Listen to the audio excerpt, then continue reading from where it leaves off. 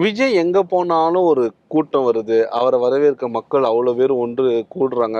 இதெல்லாம் வச்சு பேசும்போது 42% வாக்கு இருக்கிறதா ஆதவ அர்ஜுனா சொல்றாரு.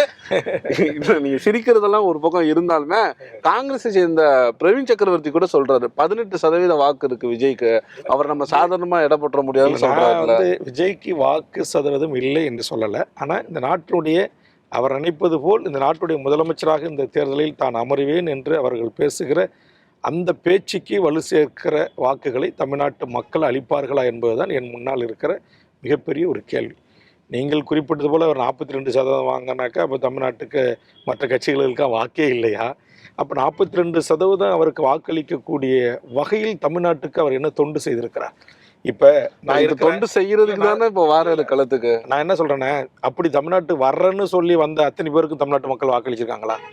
நீங்களே இப்போ சிவாஜி கணேசன் வர்ற தொண்டு செய்ய தான் வந்தார், வாக்களிச்சாங்களா? பாக்கியராஜ் தொண்டு செய்ய தான் வந்தார், வாக்களிச்சாங்களா?